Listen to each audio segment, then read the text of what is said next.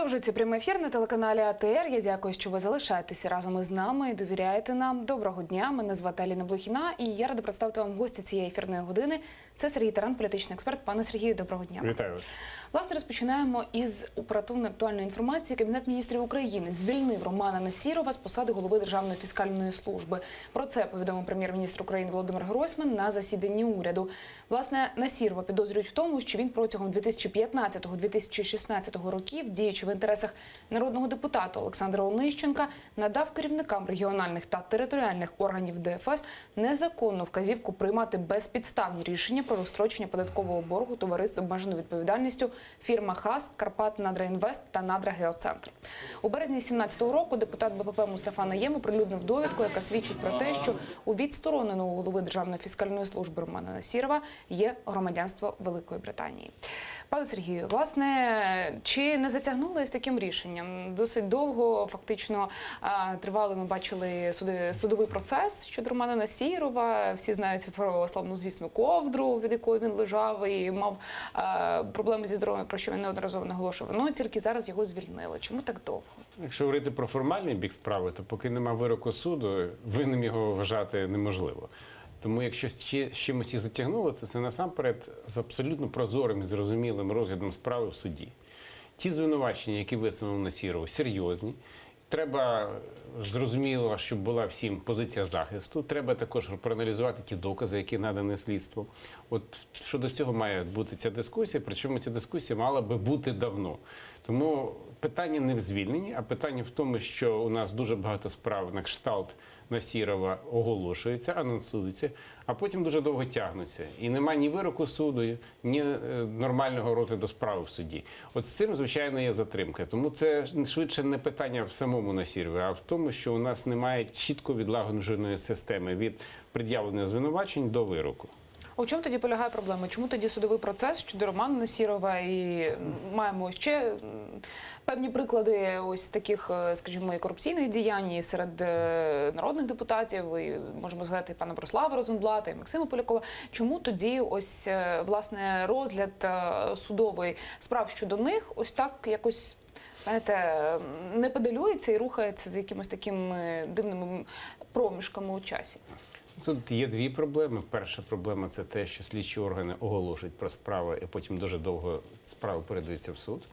І це частина питання, тому що будь-яка справа пов'язана з чільними особами в країні надзвичайно політизується.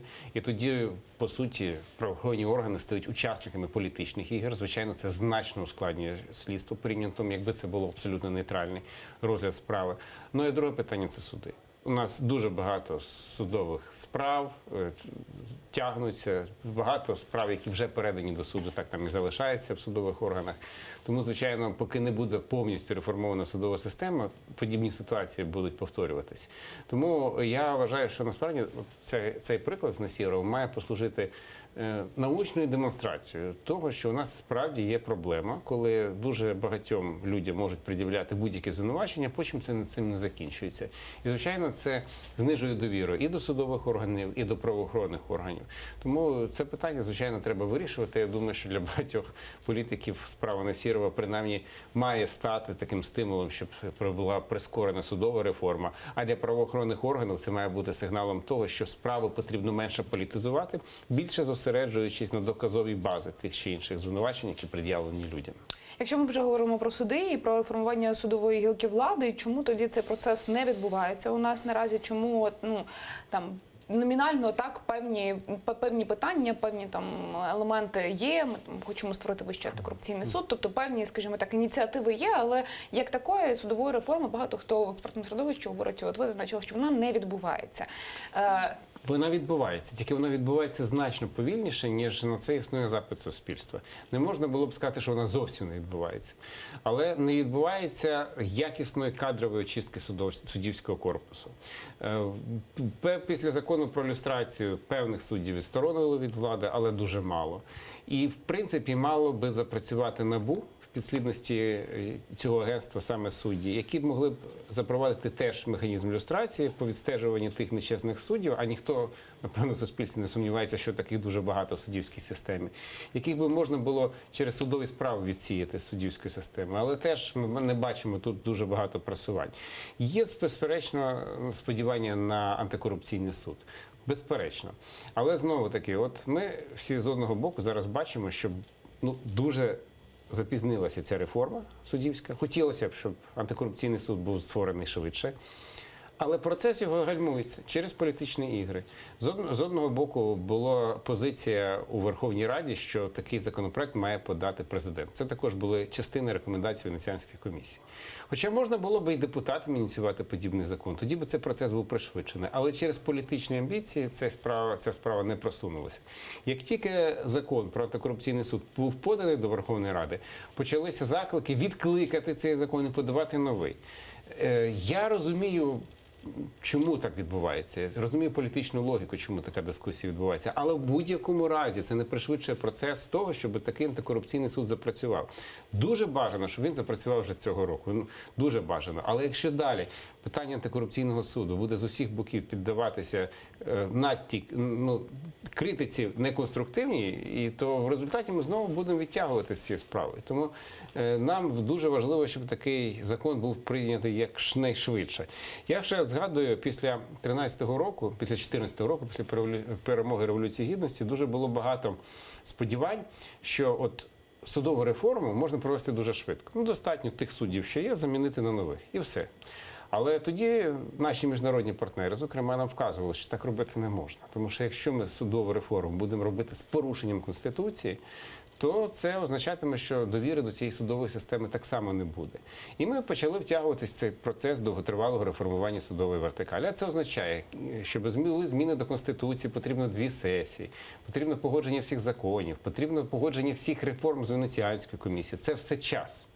Плюс додайте до цього політичну боротьбу, яка відбувається в Верховній Раді, і розуміння того, що політичні сили не завжди зацікавлені в тому, щоб закон був ухвалений, а частина політичних сил зацікавлена в тому, щоб він був не ухвалений, бо на цьому потім можна робити критику. Тому ці всі процеси відтягнули судову реформу, на превеликий жаль. І зараз ми бачимо, що далі тягнути нема куди. Я дуже сподіваюся, що закон про антикорупційний суд не буде відкликаний, а буде розглянутий в Верховній Раді. До нього існують поправки, і в тому числі з міжнародного боку.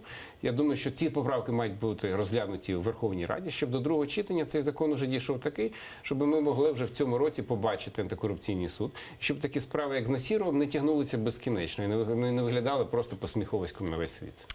Я думаю, що продовж нашої розмови ми ще повернемося до теми антикорупційного суду, а зараз додамо, власне, оперативної інформації. Генеральна прокуратура України повідомила про підозру колишньому прем'єр-міністрові Миколі Азарову у співучасті щодо заволодіння газу Укргазвидобування та Укрнафти, а екс-голові Національного банку Сергію Арбузову у справі так званих вишок Бойка. Власне, про це написав на своїй сторінці у Фейсбуці генеральний прокурор Юрій Луценко. За словами генпрокурора, Азаров заподіяв шкоди державі на суму 2 мільярди 200 мільйонів гривень. Шкода, яку заподіяв своїми вчинками Арбузов, оцінюється у 3 мільярди 200 мільйонів гривень. Крім того, генпрокурор наголосив, що затримано також Ігнатченко та Фролов, яких підозрюють у відмиванні через підконтрольні підприємства на резиденти коштів, здобутих членами організованого збройного угруповання. Сьогодні їм обирається запобіжний захід у вигляді тримання під вартою або заставу у розмірі 1 мільярд гривень. Власне, про це написав пан Луценко на своїй сторінці у Фейсбуці. Пане Сергію, ще 2 підозри Миколі Азарову та Сергію Арбузову, і ми говоримо і про суд, і про судові справи, такі досить гучні, глобальні зараз. Ми маємо приклад, скажімо, тут так само питання у схемах і у махінаціях, які проводили ці експосадовці. І ми маємо приклад справи щодо держзради Віктора Януковича. Яка перспектива того, що колишні посадовці можуть бути притягнуті до певної відповідальності бодай? Будуть вони притягнуті до відповідальності, хоча не так це швидко буде, як би нам хотілося, по тій простій причині, що вони перебувають на території Росії, а Росія навряд чи нам їх здасть. Але судові справи все одно повинно проводити. Свого часу держава Ізраїль після Другої світової війни теж не могла знайти організаторів Голокосту. І вони запровадили заочне судочинство. Коли тих людей, які були причетні до організації Голокосту, засудили, а потім шукали. Когось знайшли через рік, когось когось через 10 років, когось через 40, але знайшли. Але саме головне, що для держави Ізраїль була впевненість в тому, що справедливість існує, в тому, що будь-хто, хто був причетний до цього страшного злочину, буде покараний. Так само ми зараз маємо до тих чиновників, які були пов'язані зі злочинами, здійснені під час Революції Гідності, до цих чиновників повинно бути застосоване законне заочне судочинство з розумінням тим, що вони теж рано чи пізно будуть покарані. І для них це, до речі, закриє дорогу на Захід. Вони там будуть сидіти в Росії до тих пір, поки там Путін їх не здасться, бо вони просто своєю смертю там і залишаться. Тобто такий варіант, він принаймні нам дає впевненість, що суд – це той орган, де можна шукати справедливості. І навіть якщо це торкається тих людей, що повтікали. От я, інший приклад, буквально цими днями відбулось дуже цікавий процес в Сполучених Штатах, за яким родичі загиблих в літаку, який збили терористи, отримали судове рішення, за яким Гіркін має компенсувати їм кошти. Ну, зрозуміло, що Гіркін їм не буде компенсувати кошти. Він переховується так само на території Росії. І грошей в нього немає. Але зрозуміло, що це судове рішення, воно матиме наслідки. Які? За цим судовим рішенням будуть інші рішення. Наприклад, буде піднято питання про те, хто організував постачання буків на територію окупованого Донбасу. Хто туди посилав достатньо високоточну техніку, здатну збити громадянські літаки. Коли це все з'ясується, то рано чи пізно судові органи, не політики, не експерти, не журналісти, а судові органи вийдуть на безпосередніх організаторів цього злочину. І подивіться, скільки часу пройшло. Весь світ знає, хто збив літак, і тільки зараз судове рішення. Так само і судовий процес щодо тих чиновників, які були пов'язані з Януковичем. Теж не одразу ці речі відбуваються, але вони відбуваються. І вони потягнуть за собою юридичну відповідальність поступово, крок за кроком, всіх людей, які були причетні до злочинів, пов'язаних з Революцією Гідності. Але, пане Сергію, знову ж таки, чому цей процес настільки пролонгований у часі? Адже після, скажімо так, провалу попередньої влади пройшло 4 роки, і після того, як вони втекли, власне. І от зараз, 4 роки пройшло, тільки зараз з'являється інформація про те, що їм оголошено підозру у певних там махінаціях, оборудках. Власне, хто буде повертати ті кошти, які вони вкрали? Тобто, чому так мало інформації взагалі про слідство, яке щодо них відбувається? І, ну, от якщо ми вже заговорили про кошти, ви навели приклади з Гіркіним та родичами жертвами H17, то хто тут буде повертати кошти? Вони, ті, хто вкрали, і будуть повертати. Але питання от в чому, що насправді такі судові процеси, як правило, тривають дуже довго. І от американський суд, до нього ж у нас є довіра, так само тягнув справу проти Гіркіна, хоча весь світ знав, хто винний в тому, що збитий літак. І справи торкались західних громадян, західними паспортами. І їхній суд тягнув, як ми тут звикли говорити, цю справу доволі довго. Тому що він завжди так довго триває, коли йдеться про докази, коли йдеться про судовий вирок, який має юридичні наслідки. І ця справа, пов'язана з чиновником Януковича, так само довго тягнеться. Але ще одна додаткова причина саме цієї справи. Річ у тім, що чиновники, пов'язані з Януковичем, ніколи не оформляли власність на своє ім'я. І ті кошти, які були незаконним шляхом виведені з українського бюджету, потрапили на рахунку інших осіб, які формально не мали жодного відношення до тих людей, які крали. А для Заходу питання права власності є святим. І от уявіть собі, якщо би уявимо ми зворотнє. От судові справи в Україні завершились дуже швидко. Винесені вироки. У людей, які безпосередньо формально не мають відношення до оточення Януковича, швидко забрали гроші. Що потім би стало з цією справами? Ці справи обов'язково потрапили до Європейського Союзу, до європейських судів. І там би ці справи могли розвалитися, якщо недостатньо надано доказів безпосереднього зв'язку тих чиновників, які крали, з тими людьми, на рахунки яких ці гроші потрапляли. І уявляєте, яка була б ганьба для України, якби ми отримали ці справи назад з Європейського Союзу з звинуваченням проти України, яка незаконно проти якихось громадян порушувала справи і забрала в них кошти. Тому такі справи повинні мати залізобетонну таку доказову базу і процедурну базу. Всі процедурні норми, які тільки можна було дотриматись, повинні бути дотримані. Для того, щоб ніхто, ніякий адвокат, найдорожчий адвокат в Європейському Союзі не зміг потім довести, що Україна якось не так провела справу. А саме дуже часто процедурні моменти стають основною причиною, чому справи в Європейському суду, які зроблені в національних країнах, провалюються і повертаються в ці країни. Тому так, це триває дуже довго. А додайте ще один такий факт. Ну, от, дуже дуже добре вести справу проти тоді, коли цих людей можна допитати, коли можна організувати з ними слідчі дії. А вони ж в Росії. Тому як можна так швидко взяти заочно і сказати, оці люди винні? Це ще можна зробити, але щоб довести, що вони ще перевели кошти на інші рахунки, це дуже складно. Тому ця справа тягнеться. Звичайно, суспільство вимагає, щоб це було зроблено пошвидше. Але ми от зараз намагаємося зрозуміти, чому це не так швидко відбувається, як би нам хотілося.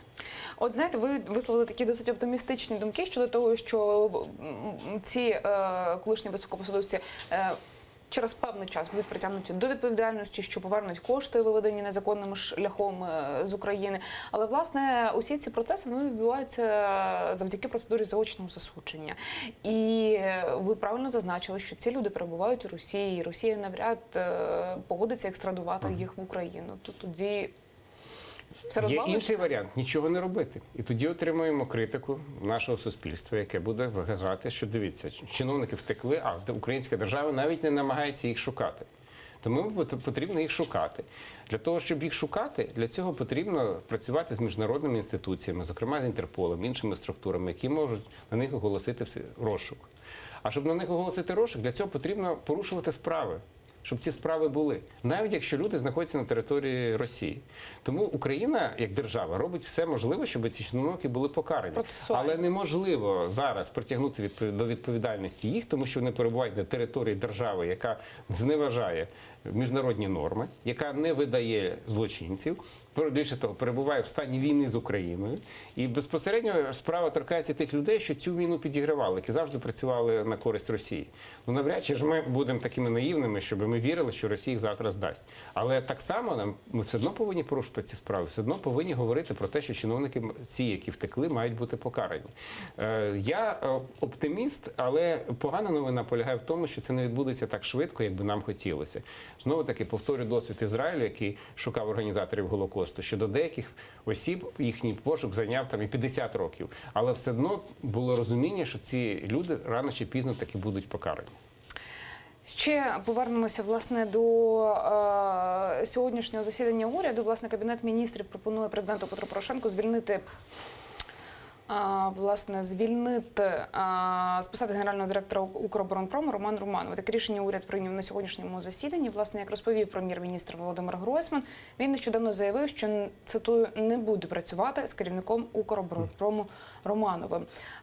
Далі цитата. «Я зробив паузу, можливо, для того, щоб людина сама визначилась і подала у відставку. Але цього не відбулося, тому сьогодні пропоную прийняти рішення уряду і подати президенту клопотання про звільнення з посади генерального директора Укроборонпрому Романа Романова. Це моя позиція. Вона остаточна. Вважаю, що так має бути». Кінець цитати. Він додав, що після того, як президент прийме рішення про звільнення, то він проситиме нову наглядову раду внести пропозицію щодо нової кандидатури, яку Кабмін розгляне і подасть на призначення президенту. Він також порадив людям, з якими він не хоче працювати, відразу шукати нову роботу. Також прем'єр наполіг на тому, щоб заборгованість по заробітній платі була погашена. Як відомо, раніше Гройсман ініціював відставку керівника Укроборонпрому Романа Романова через заборгованість із виплати заробітної плати співробітникам. Пане Сергію, власне, знаєте, Укроборонпром – це таке державне підприємство, довкола якого завжди дуже багато розмовин, досить неоднозначних. Як гадаєте, чи мав пан Романов подавати у відставку сам? І чи прийме рішення про його відставку президент на прохання Кабміну? Давайте так, по порядку. Що таке Укроборонпром? Це не один завод. Це дуже багато заводів. Це ціла оборонка, яка виготовляє продукцію військової галузі. Я не чув з того, що ви процитували, жодного зрозумілого звинувачення, в чому директор Укроборонпрому винний. Просто небажання прем'єра працювати. Але я можу зробити висновки по тому, що сталося з оборонкою українською за останні кілька років. Вона якісно змінилася, вона запрацювала. Ми буквально днями побачили випробовування українських крилатих ракет. Це для мене результат, який говорить набагато більше, ніж будь-які слова, тому що дуже небагато країн у світі здатні за такий короткий термін в умовах війни і економічної кризи давати такий результат. Так, звичайно, я переконаний, що всередині такої величезної машини Укроборонпрому можуть бути якісь скандали. Так, це можливо. І було б дивно, якби цього не було. Але основний результат, який для мене є очевидний, це те, що зараз продукція, яка є для потреб армії, Україна випускає все більше і більше. І ця продукція конкурентно здатна, вона є. Оце для мене найважливіший результат. Щодо невиплати зарплат. Так, я чув, що на якомусь окремому підприємстві не було виплати зарплати. Але таких підприємств, які входять в мережу «Укроборонпром», набагато більше. Це величезна машина. Тому якщо на якомусь підприємстві десь не виплачують зарплату, ну це, звичайно, дуже погано. Але це ще не привід нам робити висновки, що оці всі крилаті ракети, оці всі танки, оці всі бронетранспортери, які робить Україна, робляться якось не так.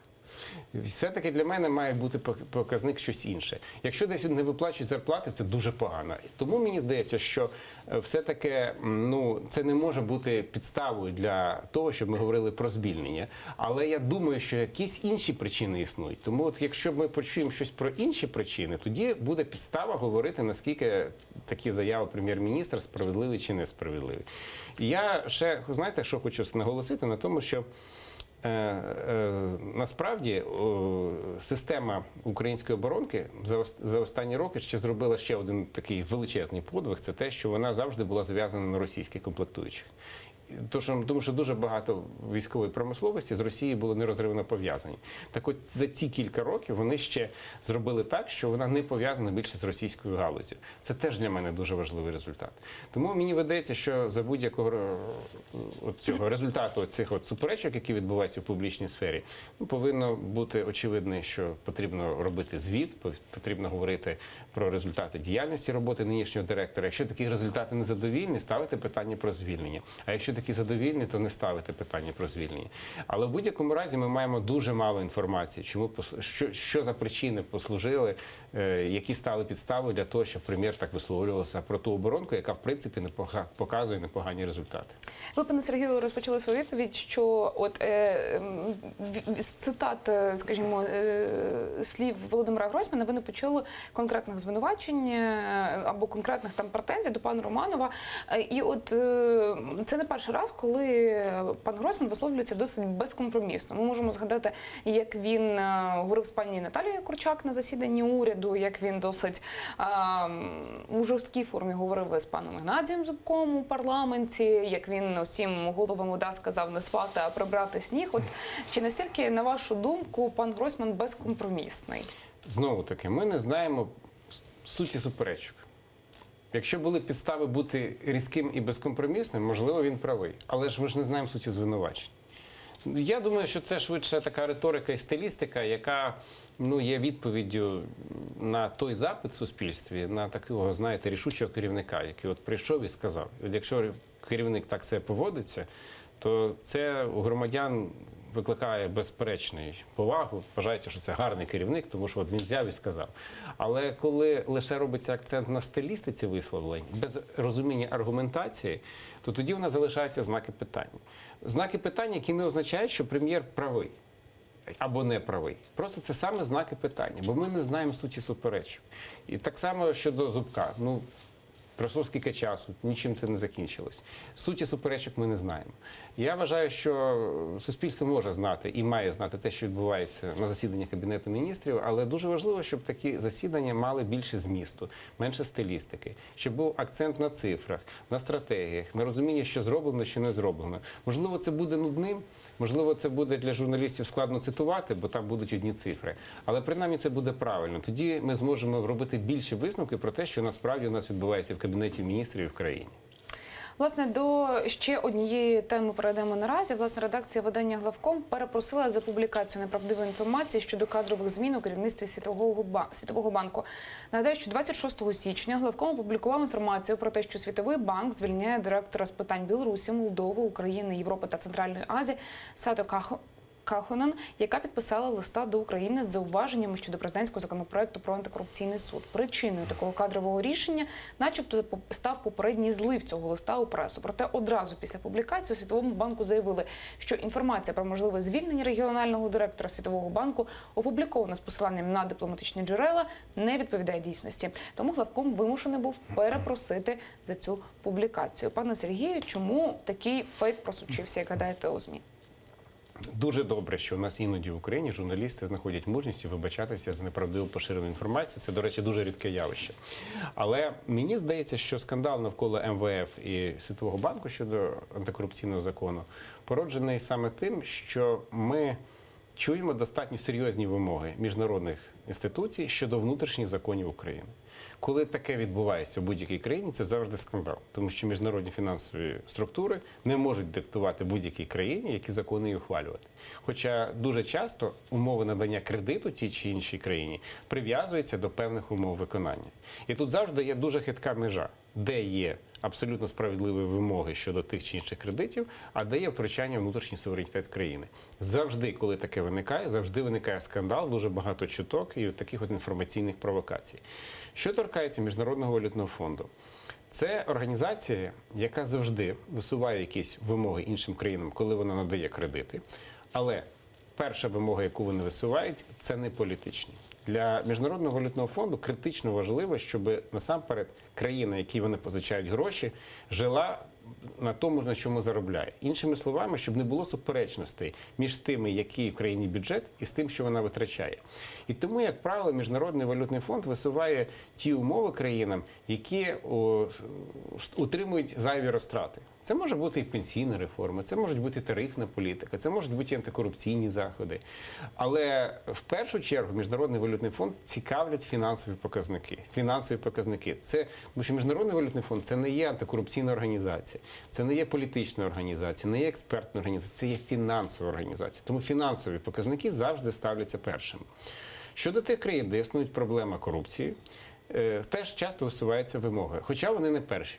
І дуже часто Міжнародний валютний фонд працює з такими країнами, які точно мають набагато більше проблем, ніж Україна. Наприклад, Міжнародний валютний фонд дуже довго працював з Таджикистаном, з низкою африканських країн, де просто порядок проблем зовсім інший, ніж в Україні.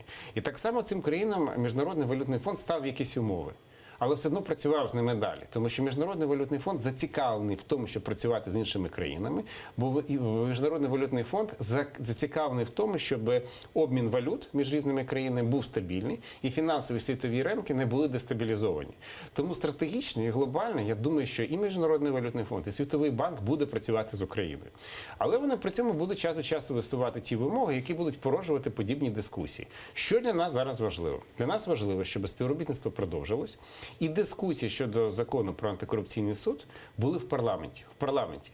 Мені швидше за все видається такий сценарій, що буде цей закон поданий в парламент, вже він поданий, буде розглянутий в першому читанні, а от до другого читання буде висловлено дуже багато зауважень, і після другого читання цей закон буде такий, який і відображатиме реалії української конституції, і задовольнятиме наших міжнародних фінансових партнерів.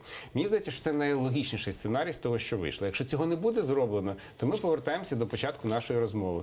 Чому у нас порушується дуже багато справ, а антикорупційний суд ще не створено? Ми, власне, нагадаємо нашим глядачам, про що йшлося у листі Світового банку, власне, про який ми вже нагадали, але давайте послухаємо, маємо цитату, власне, із цього документу. Законопроект потребує перегляду норм, щоб він відповідав рекомендаціям Венеціанської комісії та задовольняв вимоги Світового банку про надання гарантій на суму близько $800 мільйонів на підтримку ключових реформ в Україні. Власне, обговорення цього законопроекту ми вже почали і повернемося, але все ж таки, от ви сказали, що добре, коли журналісти мають сміливість або там видання мають сміливість вибачитися за певну фейкову інформацію, розповсюджену ними. Але кому може бути вигідно взагалі публікація інформації щодо того, що там представника Світового банку можуть звільнити? Навіщо це робити? От кому цей фейк може бути вигідний, як гадаєте? Щодо це треба питати у ЗМІ, яке розповсюдило, і питати про їхні джерела. Але я хочу сказати, що кому це точно не вигідно. Не вигідно Україні. Тому що якщо Україна постає в очах світової спільноти, як країні, де нема порозуміння між цією країною і міжнародними фінансовими структурами, то, звичайно, від цього ми всі втрачаємо. Я думаю, що в Україні, принаймні, точно не треба шукати тих, хто від цього виграє. Тому що Україна зараз зацікавлена в тому, щоб працювати з Міжнародним валютним фондом, хоча іноді ці умови достатньо складні, з тим, що робота з Міжнародним валютним фондом, це є сигнал для решти інвесторів заходити в країну і працювати тут, бо тут все нормально, тут все доступно і прозоро. Тому ми маємо зараз все-таки налагодити співробітництво з Міжнародним валютним фондом. І я думаю, що закон, він, історія в чому? Що фактично всі сторони, хто причетний до конфлікту, всі політичні сили говорять одне й те саме, що цей закон повинен бути відповідно до рекомендацій Венеціанської комісії. Але просто інтерпретація цих рекомендацій може бути різна. Ну, наприклад, інтерпретація опозиції говорить про те, що і деяких західних партнерів говорить про те, що західні партнери повинні призначати антикорупційний склад антикорупційного суду. Ну, це з одного боку. І вони вважають, що це рекомендації Венеціанської комісії. Представники влади кажуть, навпаки, ні, ну це не може такого бути. Українські правники впораються. Бо як це може бути? Ну це ж такого ніде в країні немає. Це хіба що країна має бути під окупацією, щоб іноземні влади призначала нам когось. І вони кажуть, ні, все має бути відповідно до рекомендацій Венеціанської комісії і Конституції України. Тому мені видається, що в будь-якому разі тут є розуміння того, що це точно має бути відповідно до рекомендацій Венеціанської комісії, але має бути знайдена формула, яка би відображала реалії Української Конституції. Чому? Тому що якщо, наприклад, ми підемо на те, щоб хтось нам повністю призначав склад антикорупційного суду з іноземними паспортами, то я не виключаю, що знайдуться такі, які подадуться потім в Конституційний суд і скажуть, дивіться, ухвалили закон, який повністю суперечить Конституції. Ну це справді буде так. І в такому разі ми що отримаємо? Ми знову отримаємо те, що у нас не буде закону про антикорупційний суд. Тому критично важливо, щоб він відповідав, цей закон, саме реаліям Конституції. Я розумію, чесно кажучи, на емоційному рівні, чому є бажання, щоб у нас суддів призначали іноземці. Я це розумію. Чому? Тому що немає довіри до судової системи і хочеться, щоб це хтось зробив. Але ми маємо також пам'ятати три речі. Перше, це не гарантує від того, що у нас не буде корупції в антикорупційному суді, тому що саме в ці дні ми чуємо дуже багато різних антикорупційних розслідувань на Заході, навколо оточення Трампа, в Європейському Союзі. Ми це чудово знаємо, що там теж це є проблема. Не така велика, як в Україні, але вона є. Друга буде проблема, якщо це буде напряму призначатися судді з боку західних наших партнерів. Це питання відповідальності. Хто буде відповідати за цих людей, якщо вони призначені іноземцями? Ну не буде ж ніякої відповідальності. Немає. Звичайно. А це погано. Це друга проблема. І третя проблема, я вже і озвучив, це те, що є величезна небезпека, що потім хтось подасть в Конституційний суд на цей закон, і цей закон просто буде скасований. І ми від цього всі програємо. Тому дуже важливо, щоб все-таки у Верховній Раді відбулася плідна і компромісна дискусія з усіх боків, який би дозволив ухвалити цей закон, такий, щоб він не суперечив Українській Конституції і покладав конкретну відповідальність на тих людей, які призначають склад антикорупційного суду. З приводу законопроекту щодо антикорупційного суду ви сказали, що ймовірніше за все документ пройде перше читання, а потім до другого читання буде трансформуватися. Ми бачили подібну історію з законопроектом щодо реінтеграції Донбасу, коли перше читання, хоч скажімо, з боєм, з димовими шашками, але пройшли, але потім дуже довго відбулися чекали. суттєві зміни. Так, дуже довго чекали, відбулися суттєві зміни.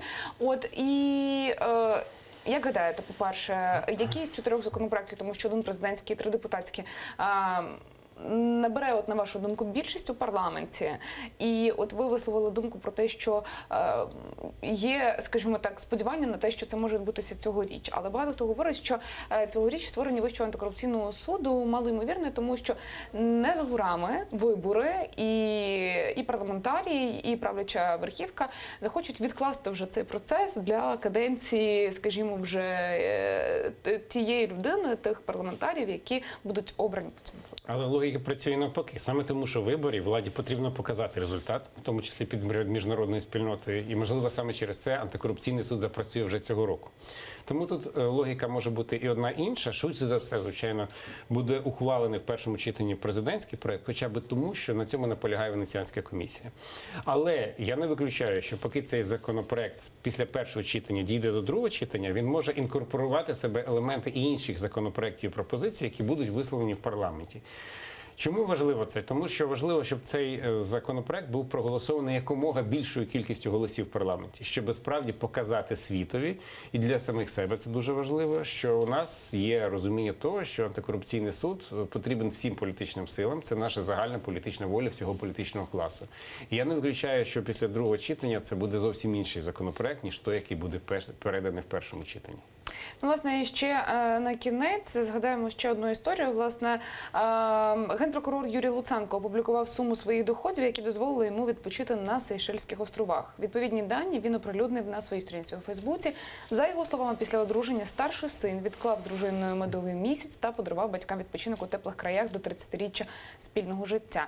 За словами Луценка, син оплатив переліт, що було вказано у деклараціях, а проживання – це близько 20 тисяч доларів на трьох сплатив генпрокурор та його дружина. Цитую: «У нас немає рахунків в офшорних зонах, ми не володіємо зарубіжною нерухомістю, яхтами чи гелікоптером. Останнім часом я отримую зарплатню від 130 до 220 тисяч гривень щомісяця. Іра – понад 100 тисяч доходу». Кінець цитати. Він зазначив, що такі доходи дозволили їм провести на відпочинку 7 днів. Також генпрокурор додав, що раніше доходи дозволили йому оплатити матеріальну допомогу пораненим воїнам АТО на 450 тисяч гривень. Нагадаю, що 2 січня цього року родина генпрокурора Юрія Луценка та нардепа Ірини Луценко отримали від старшого сина Олександра подарунок у негрошовій формі на суму 170 тисяч гривень. І пізніше, власне, генпрокурор розповів, що коштовним подарунком від сина була поїздка на відпочинок. Луценко сказав, що відпочивав на Сейшелах без зайвостей. За даними ЗМІ, зимова відпустка родини генпрокурора на Сейшелах коштувала щонайменше 52 тисячі євро. Пане Сергію, власне, питання таке, знаєте, свої статки, і точніше статки генпрокурора ми бачимо, статки пані Ірини Луценко ми бачимо. Ось спекуляція, скажімо, чи вона виправдана на темі там відпочинку. Нещодавно була історія з відпочинком пана президента Петра Порошенка, тепер от пан Луценко. Чи потрібно це обговорювати у публічній площині? Фактично, тому що їхні статки дозволяють їм, по суті, відпочивати у різних державах, але з моральної точки зору. Я вважаю, що основне питання до будь-яких чиновників, яким повинні ставити, чи це живуть вони за тим, що заробляють. От якщо вони сплачують ці податки, це відображає їхню зарплату, це відображає ті кошти, в яких в них були збережені до того, як вони стали чиновником. Якщо нема з цим проблем, то які питання? Ну, ми ж не будемо зараз дотримуватись більшовицької ідеології, вважати, що усіх багатих треба все забрати і поділити між бідними. І якщо у когось ще щось, то це погано. Ми не повинні зараз боротися з багатством, ми повинні боротися з бідністю. І тому основне питання до таких чиновників повинно бути, чи вони сплатили податки, чи вони живуть за тими коштами, які заробляють. Заради того ми створюємо прозорий реєстр власності. Заради того ми пішли на безпрецедентні заходи, через які ми зараз можемо знати прибутки і видатки кожного чиновника, бо це відображається на сайті. Таких законів ніде немає. Тільки заради того, щоб громадськість могла стежити одну річ – відповідність між прибутками і видатками. І якщо така відповідність є, то все нормально. Якщо такої відповідності немає, то тоді виникають питання, дуже серйозні, які можуть бути і підстави для звільнення чиновників, і навіть судових розслідувань. Тому ключове питання – це саме те, чи витрачають вони кошти по закону, чи живуть вони на ті гроші. Я також переконаний, і це, можливо, теж не буде популярно, що у чиновників, особливо високопоставлених, повинна бути висока зарплата. Тому що якщо у них низька, вони не живуть за зарплатою. Так само, як дуже багато популізму в парламенті, коли кажуть, що депутати повинні мати якусь мізерну зарплату, а то й взагалі працювати безкоштовно. Це є популізм, тому що депутати не будуть жити на цю маленьку зарплату, будуть отримувати гроші олігархів і виконувати те, що вони скажуть. Тому у чиновників і політиків повинна бути висока зарплата. Вони мають собі дозволити поїхати відпочивати так, як вважають за потрібне. Але за однією важливою мовою, що лише вони мають жити на зарплату, лише на ці кошти, які вони заробили. І от якщо в когось чиновника це не збігається, це має бути підстави для розслідувань. А все решта – це вже політична боротьба, спекуляції. Я скажу, що з західного досвіду там так само дуже ретельно люди дивляться за тим, як живуть чиновники. І завжди є підстави порушити питання про відставку чиновника або є кримінальну відповідальність, якщо чиновник не живе за зарплати. А якщо живе, то це, в принципі, вітається, це дуже добре і нічого в цьому поганого немає. Тому що наголошую, що багатство і високі зарплати – це ознака успіху, а бідність – це ознака неуспіху. І в нашій країні ми повинні цінувати успіх і повинні розуміти, що високі статки – це не є недолік, це лише є мета для того, щоб у нас всі громадяни мали високі статки. Ну і вже на кінець кілька хвилин лишається до кінця нашого ефіру. Пане Сергію, от ви згадали про те, що в електронному вигляді фактично на сайт можемо зайти, подивитися на доходи і на видатки можновладців, чиновників, представників силових структур. Наскільки, як гадаєте, наразі ефективною є НАЗК і, власне, ось процедура електронного декларування, тому що, знову ж таки, ми стикаємося із тим, що 1,5 мільйона декларацій у нас перевіряються в ручному режимі. Я так скажу, є гарна новина. Новина полягає в тому, що у нас це є. От у нас вперше є можливість дивитися відповідність між прибутками і видатками. Це безпрецедентний крок, який вітається усіма в світі, і ми це вперше теж маємо. І це такий антикорупційний захід, який має бути прикладом для багатьох країн, які борються з корупцією. Погана новина в тому, що дуже багато роботи має бути для НАЗК, щоб перевірити всі декларації. І, звичайно, складається враження, що є вибірковість. Можливо, це і так. І я думаю, що тут дуже важливо, щоб у нас все-таки всі чиновники пройшли через цю перевірку. Можливо, треба йти на заходи, які би дозволили в автоматичному режимі це перевіряти. І поки цього не буде зроблено, завжди буде питання щодо вибірковості. Друга проблема з НАЗК – це те, що от основна претензія громадян, коли ми зараз подивимося на сайт, це те, що ми дуже бачимо багато людей, політиків, чиновників, які мають високі статки. Ми дивимося на їхню біографію, а вони в останні років 10-15 були державними службовцями і фізично не могли заробити ці гроші. Але що говорить закон? Закон говорить, що ці дії проти них можна застосувати починаючи з 2015 року, бо закон зворотньої сили не має. І в цьому величезна проблема. Тобто ми бачимо, що, наприклад, чиновник заробив, наприклад, з 5 по 10 рік якісь величезні кошти, але ж це було тоді, а закони ці, за які ми можемо переслідувати, були ухвалені лише недавно. І отаку невідповідність, безперечно, спровокує у нас розуміння того, що це несправедливо. Ставимо 3 крапки. Я дякую вам дуже за розмову і за візит до нашої студії. Політичний експерт Сергій Таран був гостем цієї ефірної години. За 5 хвилин прямий ефір телеканалу АТR продовжить заман у викладі Шевкета Неметулаєва. Ми зовсім скоро повернемося до цієї студії. Залишайтеся разом з АТR.